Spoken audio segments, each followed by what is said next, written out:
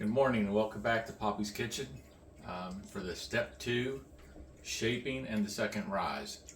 Now last night we did the mixing and it's been about 13 and a half hours. You saw the dough last night was down here just below the 1 liter, and now it has more than doubled. So we want at least a double, and it's over that, which is fine. And this is a very robust discard that we used yesterday that was about a week old. The older your discard, this could take a little bit longer, so usually it's going to happen overnight. The earlier you do in the evening, the more likely it's going to be ready in the morning. But it could vary a little bit the older your discard is. Now, what we have is a 5-quart Dutch oven right here, which is what you're going to use. And what I first do is like to lightly oil that, just very lightly. And I do use these silicone mats that makes it very convenient to leave out and set your lid on as we pre-shape and let it set. And then when we bake it and it comes out hot, we're going to take that and pull the bread out to put it on the cooling rack. So these are nice, they're cheap. You don't have to use this. You can use a piece of large parchment paper and put that on there like that. But for this purpose, I do have that, so I'm just going to lightly oil that. And I like to take a little paper towel and just wipe that on. We're not trying to add a bunch of oil to this. It's naturally non-sticking. So we're going to put the dough in this. And again, you can see that this is a cold cast iron Dutch oven. Okay, this is a cold cast iron Dutch oven.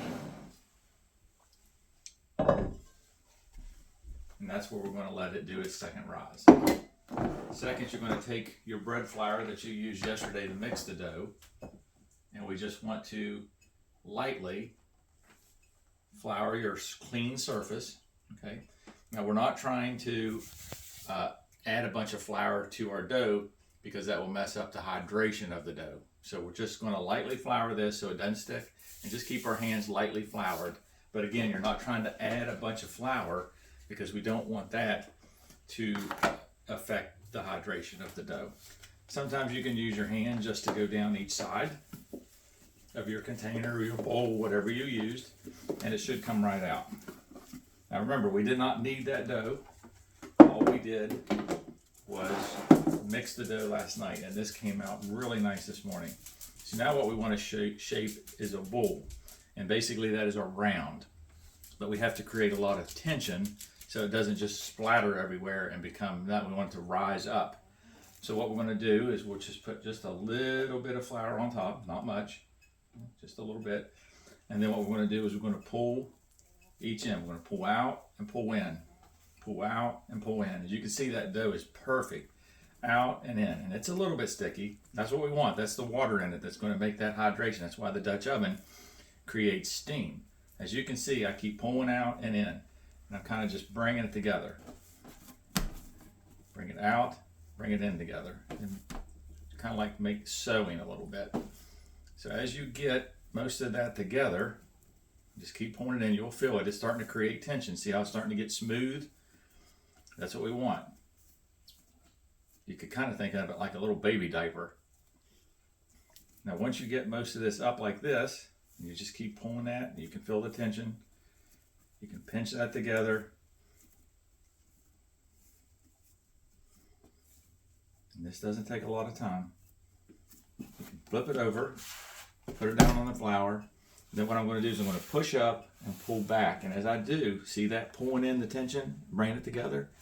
That's what I want to do. So I'm going to push up, turn it, and pull back. Push up, turn, and pull back. Push up and turn and pull back.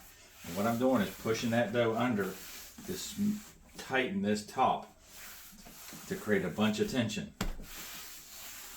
And you can see it's not really sticking to the surface. Turn, pull. Turn, pull. Turn, pull. Turn, pull. Turn, pull. And you notice before I started too, I didn't punch down the dough. We want those air bubbles in there. That's what makes sourdough, and there's a little bit of crannies that you're going to see in there. So all I'm doing is creating surface tension. So after you bring it to a bowl, up and turn and pull back. Up and turn and pull back. And you'll get used to it as you do. This dough is actually just absolutely perfect. For not kneading it, it's almost amazing how it comes out. Now I've not even worked with this probably 5 minutes, and that's me talking and stuff. Now it's ready to place in your cold cast iron oven, okay? Right in the center of that silicone mat. This is cold. I'm going to put a lid on it, and this is going to sit here for about another hour and a half, and then it's going to do its second rise, and in an hour and a half we'll come back and do step 3, which is then scoring the dough and then putting it into the cold oven and cooking it, which is super simple. So now we've had 5 minutes last night mixing it. We set it aside. We waited 13 and a half hours. We shaped it for 5 minutes. It's now rising for another hour and a half. And I'll see you when we get to step 3. And by the way, the full recipe I just wrote under the step 1. So if you go to step 1 and go to more under the description, you'll see the full process and recipe under that. See you when we get to step 3.